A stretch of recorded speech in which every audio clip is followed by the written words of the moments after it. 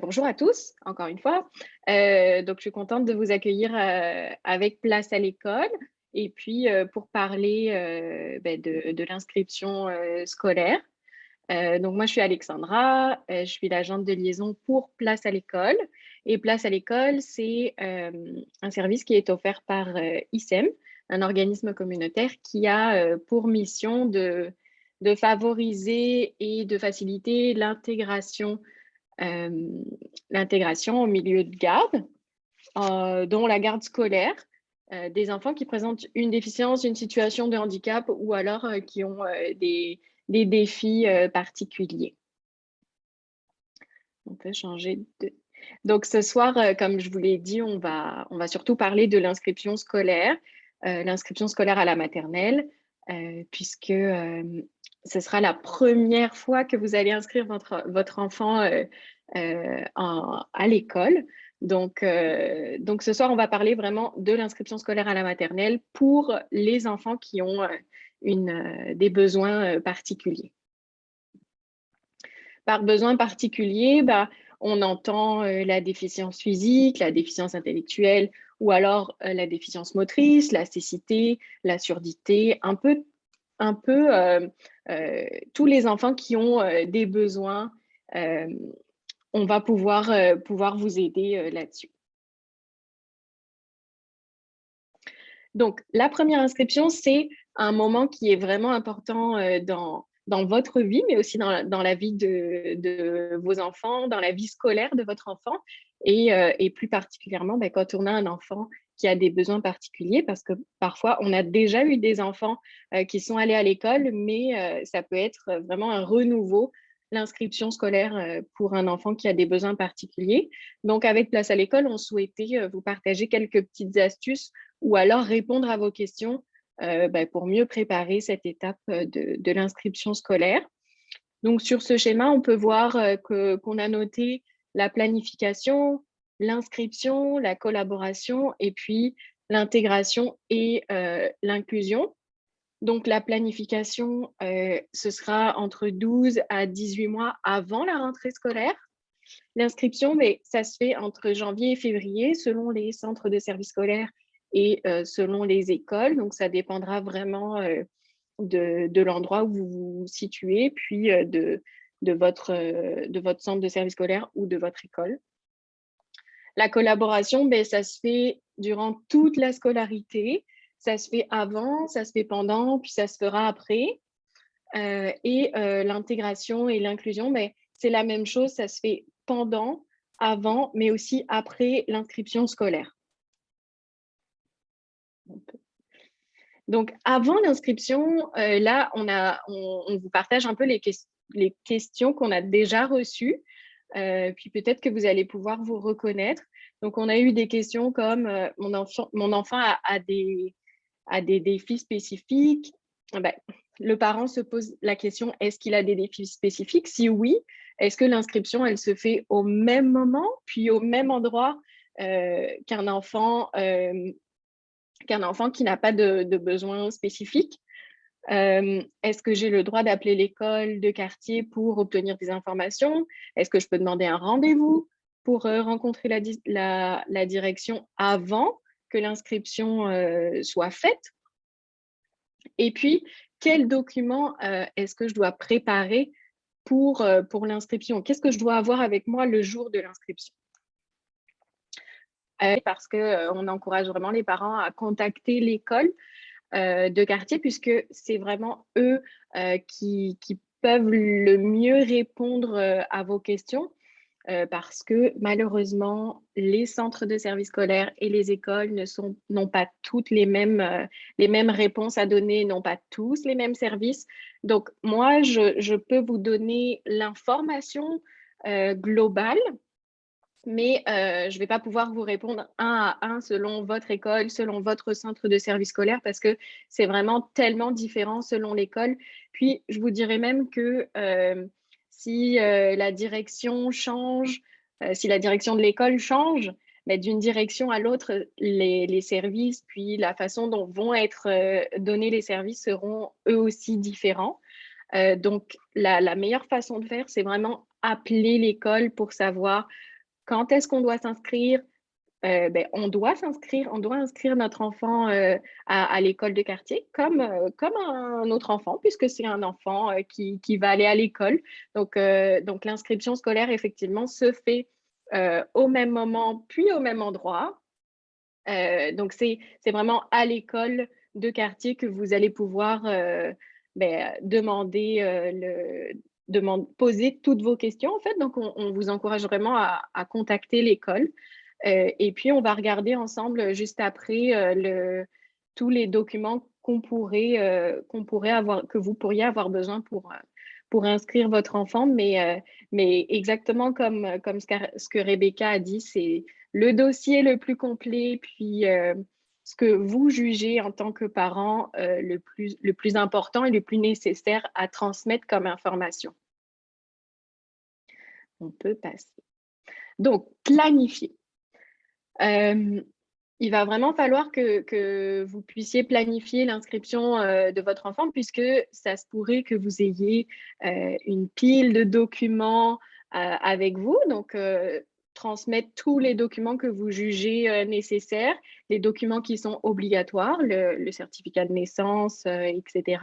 Et puis les documents qui sont suggérés, comme les documents de professionnels que vous avez rencontrés, si vous jugez que ce professionnel a donné des moyens d'intervention qui sont intéressants pour l'école, puis qui répondent déjà aux besoins de votre enfant. Donc, ça va donner des pistes à l'école aussi pour pouvoir mettre en place justement la meilleure aide possible pour votre enfant. Nous, on vous conseille aussi de rédiger un petit portrait de votre enfant, vraiment un portrait, c'est un peu comme le CV de votre enfant avec ses forces, ses défis, ses besoins. Ça regroupe vraiment qui est votre enfant, puis comment est-ce qu'il est, comment est-ce qu'il évolue, ce qui l'aide, puis c'est ça, c'est vraiment son CV comme si vous alliez vendre votre enfant en fait à l'école avec ses forces et aussi ses besoins. On vous conseille aussi d'identifier des alliés. Alors, identifier des alliés, ça veut dire c'est des personnes qui connaissent bien votre enfant. Ça peut être l'éducatrice du CPE, ça peut être un professionnel qui l'accompagne, ça peut être un intervenant d'une association qui évolue avec vous. C'est une personne qui va pouvoir vous aider à remplir le portrait de votre enfant et qui va aussi pouvoir vous aider à donner une vision plus complète de votre enfant. Une vision complète, c'est-à-dire, vous le voyez en tant que parent dans votre famille, et puis un enfant, ça a ses forces à la maison, mais ça a aussi ses forces à l'extérieur, avec d'autres personnes de l'entourage. Donc, il faut vraiment avoir cette vision complète. Donc, c'est pour ça qu'on vous suggère de questionner aussi ces personnes-là pour obtenir ces informations. Et puis, on vous partage vos droits. Vos droits, c'est-à-dire que vous avez le droit de partager une opinion qui est différente de l'école. S'il vous propose une classe, s'il vous propose une école, peu importe ce qu'il vous propose, vous avez le droit de poser des questions, vous avez le droit de dire que vous n'êtes pas d'accord et pourquoi vous n'êtes pas d'accord, mais vraiment, vous avez vraiment le droit de donner votre opinion, puis de dire pourquoi vous souhaitez suggérer plutôt une intégration ou peu importe l'opinion que vous souhaitez faire valoir. Donc, au niveau de la maternelle 4 ans, on en a parlé là juste avant, maternelle 4 ans ou maternelle 5 ans, mais là, il va falloir vraiment aller vérifier les critères d'admissibilité pour votre enfant. Puis ça, ces critères-là, vous allez les retrouver à l'école en ayant une rencontre avec la direction, justement. Donc prenez rendez-vous avec la direction demander comment ça se passe, l'intégration, ce qu'ils mettent en place, est-ce qu'il y aura des services. Donc, c'est vraiment au niveau de l'école de quartier que vous allez pouvoir avoir cette réponse-là. Puis, pour le moment, ce n'est pas dans toutes les écoles qu'il y a une maternelle 4 ans. Donc c'est vraiment aller vérifier s'il y a une maternelle, quels sont les critères, et puis comment on fait pour intégrer cette classe-là. Et puis maternelle 5 ans, bon ben, c'était juste, ouais, merci. Et puis maternelle 5 ans, ben, c'est vraiment la maternelle à laquelle vous allez inscrire votre enfant lorsqu'il aura 5 ans. Donc, ça se fait, comme je l'ai dit, à l'école de quartier. Et puis, vous pourrez aussi prendre rendez-vous avec la direction à l'avance, si vous le souhaitez, pour pouvoir voir comment ça se passe dans l'école. Est-ce que vous avez déjà intégré un enfant qui a peut-être les mêmes besoins particuliers que votre enfant à vous? Et puis, si ce n'est pas le cas, est-ce qu'ils ont déjà intégré un enfant avec des besoins particuliers? Et vous pourrez... allô? Et puis, vous pourrez peut-être, ben voilà, c'est ça, à poser des questions. C'est le moment, c'est vraiment à la rencontre avec la direction, c'est le moment où vous pouvez poser toutes vos questions sur les services qui pourront être proposés. Et puis, si vous n'avez pas de réponse aussi, vous pourriez appeler le centre de service scolaire pour avoir d'autres renseignements. Au moment de l'inscription. Donc, ici aussi, on a ajouté quelques questions qu'on nous a déjà posées. Donc, par exemple, comment et par qui se prennent les décisions concernant l'orientation en classe régulière ou en classe spéciale pour mon enfant? Est-ce que je serai sollicitée pour faire partie de la démarche pour la prise de décision? Quels sont les services dans la classe auxquels mon enfant pourra avoir accès? Et puis là, on nous parle aussi de la pandémie, donc les règles sanitaires. Est-ce que ça peut avoir un impact sur l'orientation de mon enfant qui a des besoins spécifiques? Donc, encore une fois, c'est le centre de service scolaire qui donne son avis, et c'est un avis parce que vous pourriez décider, vous pourriez participer à cette décision avec eux, puis poser des questions encore une fois. Pourquoi, selon vous, ce serait la meilleure orientation? Donc, vraiment participer à cette démarche, et on vous encourage vraiment à participer à cette démarche. Donc, comme je disais, c'est vraiment pas souvent que vous allez être sollicité. Donc, prenez la chance de demander à participer toujours, puisque c'est votre enfant. Puis, dès qu'on parle de votre enfant, vous avez ce droit-là de pouvoir être présent. Donc, à chacune des rencontres, vous avez le droit d'être présent si on parle de votre enfant. Donc, prenez ce droit-là si vous en avez besoin, si vous en ressentez le besoin, ou juste que vous souhaitez participer à cette démarche-là. Au niveau des services, c'est vraiment, comme je disais, les écoles, les centres de services scolaires qui ont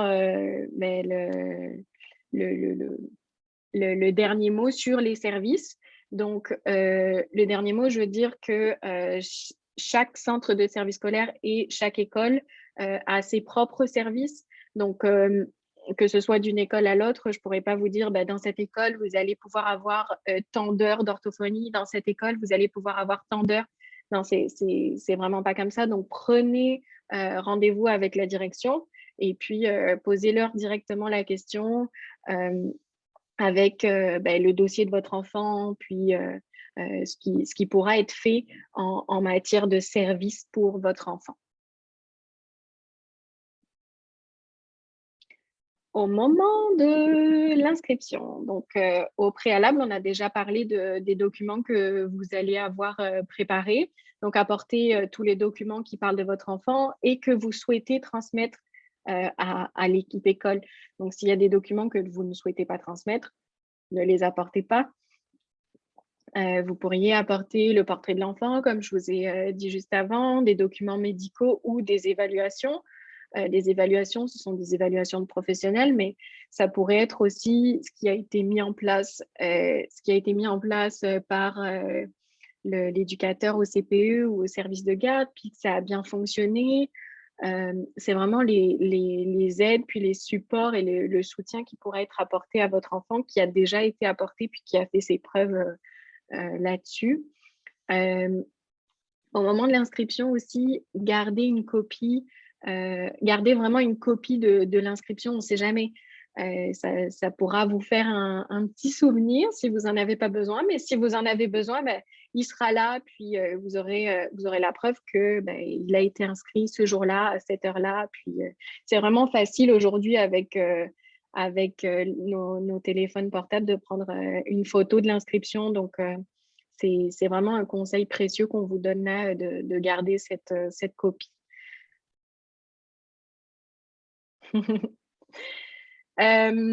Pour continuer, donc si vous avez besoin, en plus de l'inscription, ben, vous pouvez prendre rendez-vous avec la direction. Donc, ce rendez-vous-là peut se faire à l'avance, en planification, pour pouvoir connaître les services, connaître l'école, connaître les enseignants, etc. Mais ça peut aussi se faire au moment de l'inscription. Vous pourriez demander à rencontrer la direction, puis rencontrer les professeurs qui, si vous ne l'avez pas fait à l'avance, vous pourriez le demander au moment de l'inscription. Et puis, juste une dernière chose, si vous n'êtes pas d'accord avec ce qui est proposé ou ce dont on vous parle, mais qu'on vous demande de signer, vous pourriez sentir la pression de devoir signer le document. Donc, vous pourriez signer le document, mais annoter à côté que ce pourquoi vous n'êtes pas d'accord.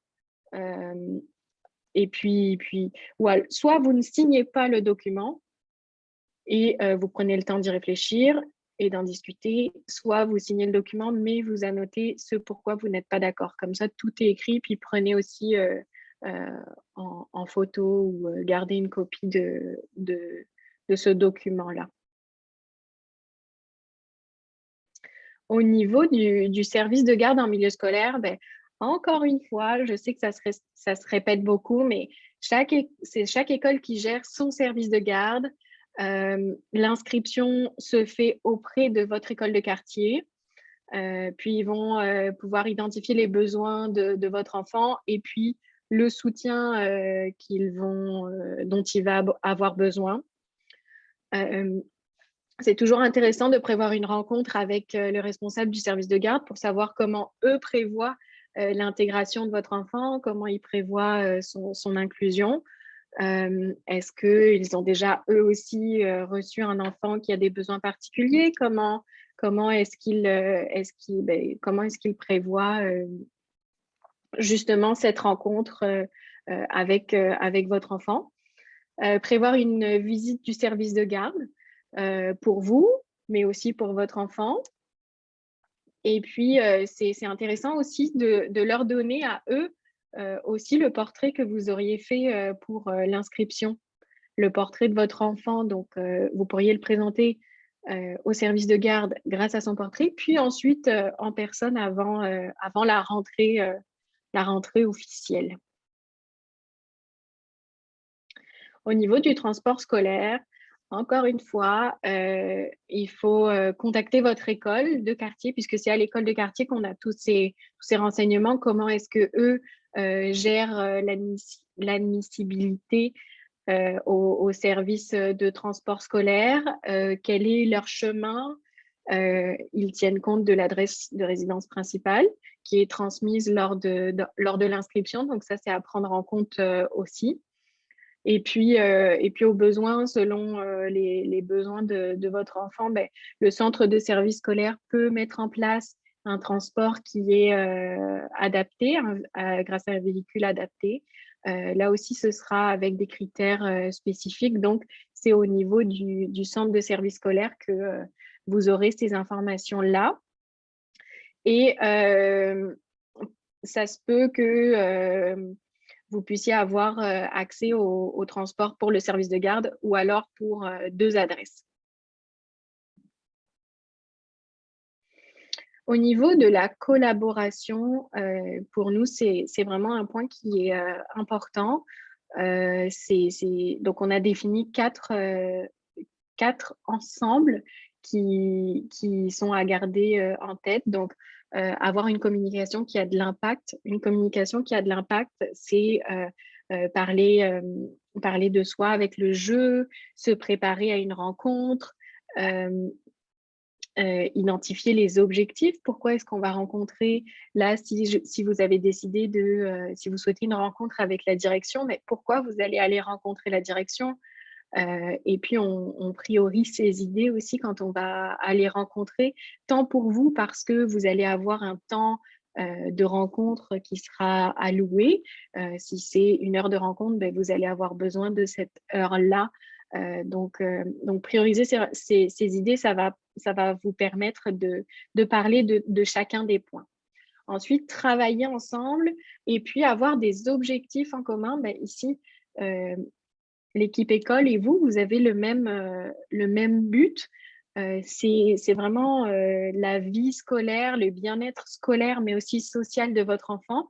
Donc, vous allez aller normalement dans le même sens avec l'équipe école. Donc, ici, l'équipe école devrait devenir votre allié, un allié vraiment important dans toute la scolarité de votre enfant. Et puis la compréhension des contextes mutuels, c'est-à-dire comme je ne sais plus qui disait ça tout à l'heure, que pas tout le monde a la même vision de l'enfant, donc c'est important que vous, parents, vous compreniez la réalité de l'équipe école, comment ça se passe à l'école pour votre enfant, mais c'est important aussi que l'équipe école comprenne comment ça se passe à la maison. Donc c'est pour ça que les échanges et la collaboration, la communication sera vraiment important à mettre en place et à garder au centre de vos échanges. Au niveau de l'intégration et de l'inclusion, on a ajouté quelques questions qu'on a déjà reçues, encore une fois. Donc, quelles sont les mesures disponibles qui lui permettront d'intégrer l'école? Qui puis-je contacter? Comment m'assurer que l'on répond bien aux besoins de mon enfant? Et puis, si on me parle de plan d'intervention, à quoi dois-je m'attendre? Donc, au niveau des mesures qui sont disponibles pour lui permettre d'intégrer l'école, ben, ça dépend encore une fois de l'école. Quels sont les services qu'ils proposent? Est-ce qu'ils ont des services? Est-ce qu'ils ont des classes spécialisées? Est-ce qu'il ira en classe spécialisée? Est-ce qu'ils ont un service avec un orthophoniste? Est-ce qu'ils ont un service avec une ergo? Est-ce que, peu importe le professionnel qui peut être là, mais ça, c'est à voir avec l'école et comment eux voient l'intégration de votre enfant. Encore une fois, c'est l'école que vous pouvez contacter. Pour la question, comment m'assurer que l'on répond bien aux besoins de mon enfant? Et bien là, ce qui est important, c'est la communication que vous allez avoir avec l'école. Vous pourriez demander à rencontrer l'école une fois par mois, à avoir un courriel. Vous pourriez écrire, vous, à l'école pour savoir là, où est-ce qu'on en est. Où est-ce qu'on en est pour mon enfant? Qu'est-ce que vous avez mis en place? Et puis, si on vous a dit qu'il y allait avoir une rencontre avec un orthophoniste, ben, faites le suivi. Est-ce que ça a été fait?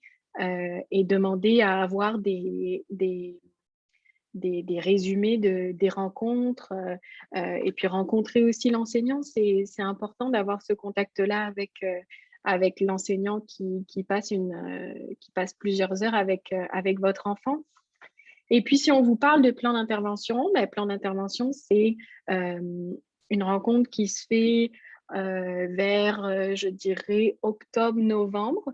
Donc, c'est après la rentrée scolaire.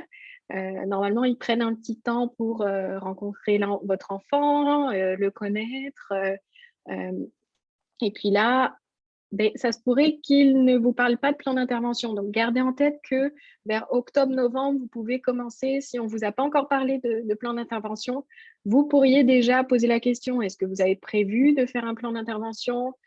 pour mon enfant, comment ça se passe, j'aimerais participer. Alors, un plan d'intervention, c'est une rencontre qui va se faire entre tous les intervenants qui travaillent qui travaillent autour de votre enfant. Et ça va être mais quels sont ses besoins et puis comment on va y répondre. Donc, participer, on vous invite vraiment à participer à cette rencontre qui sera importante pour la vie scolaire de votre enfant pour la suite. Puis Alexandra, si je peux me permettre, sur le plan d'intervention, en fait, tu avais donné une conférence complète, Oui, donc très détaillée là, en novembre dernier, justement sur l'accompagnateur, qui a été enregistrée. Donc, vous pouvez la retrouver sur notre page YouTube. Et voilà, Alexandra explique en détail d'une main de maître, encore une fois. et puis si vous avez besoin, mais encore une fois, on sera là pour répondre à vos besoins, donc pour répondre à vos questions plutôt. Donc n'hésitez pas aussi à nous contacter si la conférence ne répond pas à 100% à vos questions. Donc, au niveau de l'intégration et de l'inclusion, bah, forcément, ça va demander tant pour vous que pour votre enfant de vous adapter à beaucoup de changements. Donc ça, ce sera à prendre en compte. Il va falloir préparer de nouvelles routines. Puis c'est pour ça que là aussi, on se prépare à l'avance, avant la rentrée scolaire, pour pouvoir préparer toutes ces nouvelles routines qui vont pouvoir et devoir se mettre en place. Et puis là aussi, proposer des activités de transition entre le service de garde ou peut-être le CPE, puis l'école. Donc, prévoir une rencontre avec l'enseignant, c'est toujours intéressant pour que votre enfant puisse voir où il s'en va, lui aussi. Et puis, ici, on a ajouté préparer une rencontre pour le plan d'intervention. Et là, comme Justine l'a dit, vous pourrez aller voir de quoi on parle. Il y a plusieurs centres de services scolaires qui proposent des napperons avec des activités pour les transitions. Naître et grandir propose pas mal de choses aussi au niveau des routines et des transitions. Donc, n'hésitez pas à aller faire un tour sur toutes ces ressources-là. Vous pourriez aussi trouver des vidéos qui vous aident à savoir comment préparer son enfant qui va prendre l'autobus scolaire. Donc, il y a pas mal de ressources sur Internet.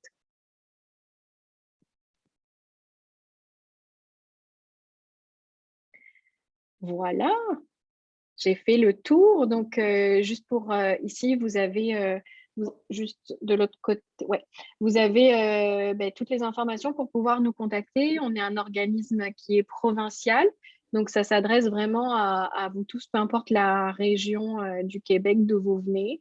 Avec Place à l'école, on offre du soutien, des services, des accompagnements qui sont plus individualisés et personnalisés que là, une conférence où on vous présente vraiment globalement. Donc vraiment, n'hésitez pas à nous contacter si vous avez besoin et on vous accompagnera avec plaisir.